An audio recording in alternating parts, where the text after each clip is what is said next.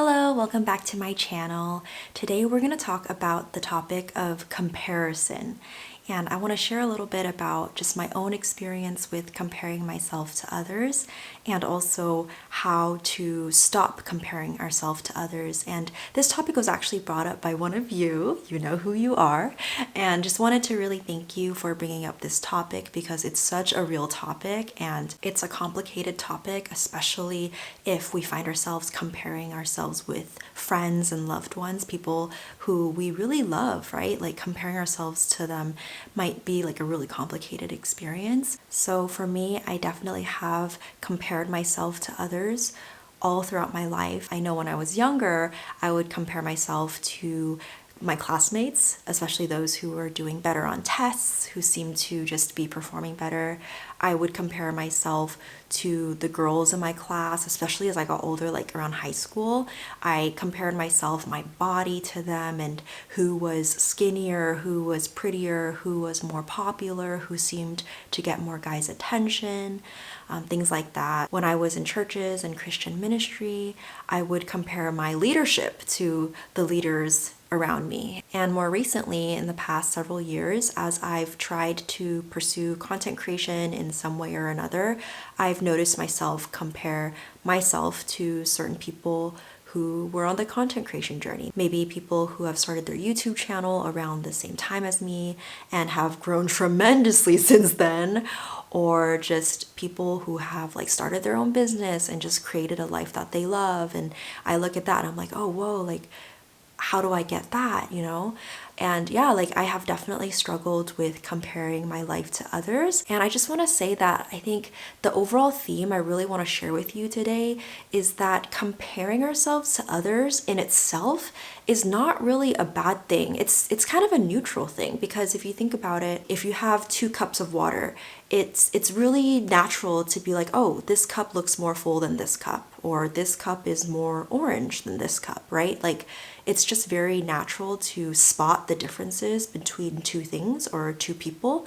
And so that in itself, I don't think is a problem. However, I think that if there is something that we are unhappy with within our own life, seeing someone have that thing that we think we don't have tends to be where those emotions come in. At least I know that that's where it typically stems from for me. When I am particularly feeling self-conscious about my own career journey, for instance, that's when seeing the successes of others starts making me feel really insecure. Or maybe I see someone who seems to just have it all together. They just have like such a put together lifestyle, and when I'm feeling particularly kind of chaotic or insecure about certain parts of my life, that's when seeing what they have makes me feel less about myself. I would just say that if we're finding ourselves in that place where we're just feeling not really good enough or feeling kind of crappy about ourselves because of the people around us, I think it's really time to kind of take a step back and take a break from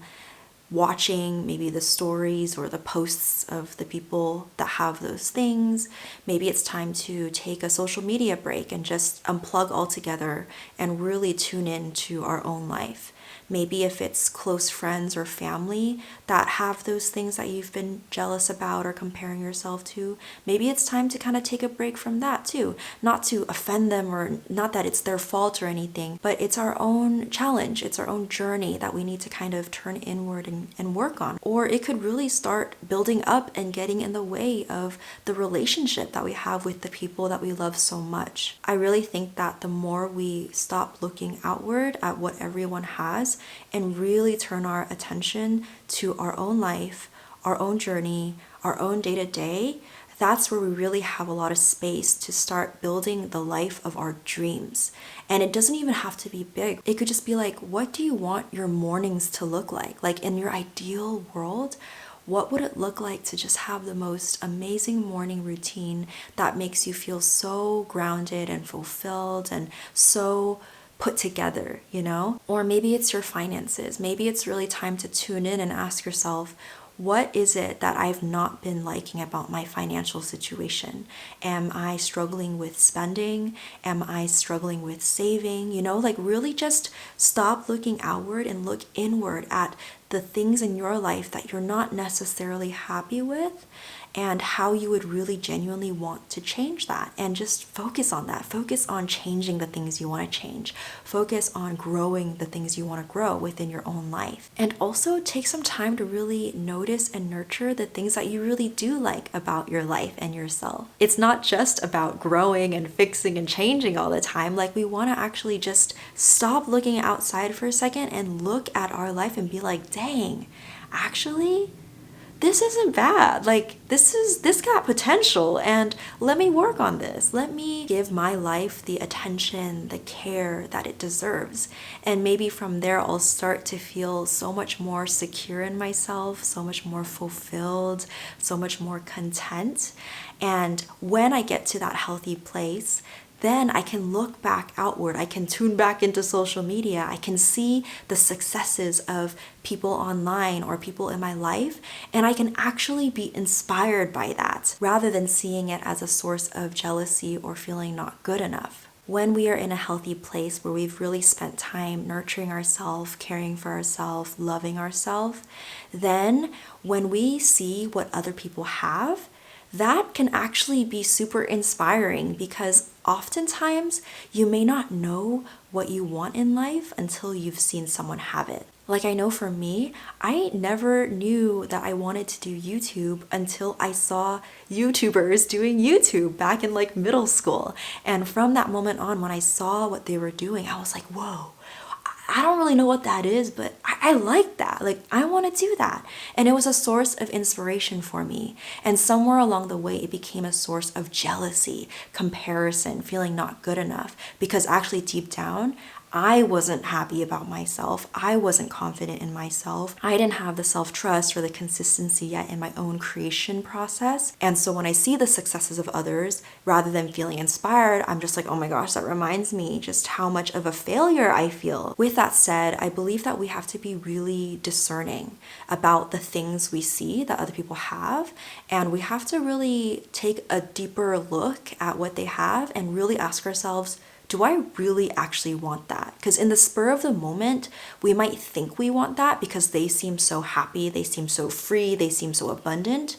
But if we really take the time to tune in with ourselves, the thing that they have that we think we want may not actually align with us, but we just got kind of caught up in the moment and was like, oh my gosh, that sounds so good, like I want it too. But we may have different values, different priorities that we want to invest our time and energy in. So maybe you see someone with a really big, nice house and you're like, dang, like I want that. Like, how can I get there, right?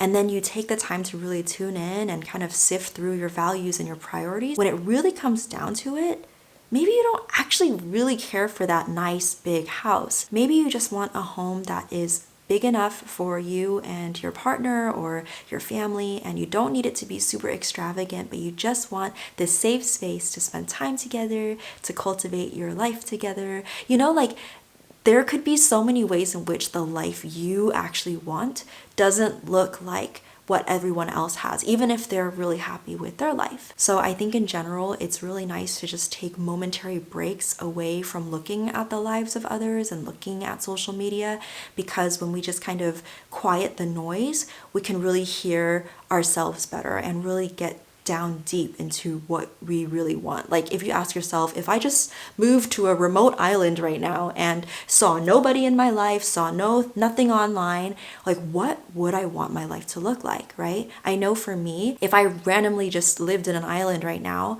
I would still want to do YouTube. Like, I would still want to post YouTube videos. Even if I never watched any other YouTuber ever again, or no one in my life was doing content creation, I would still feel compelled to create YouTube videos and to put it online and to share it with people. When we stop looking at the lives of others and really just kind of quiet all that noise and we just tune into our own lives, that's when we have that space, that energy, that time to really tune in and build the life that we love. I hope that what I shared today was helpful or thought-provoking in some way. If you like this video, please do give it a thumbs up and comment down below if you have any thoughts or additional questions or epiphanies from this conversation. Thank you so much for tuning in today, and I'll see you in the next video.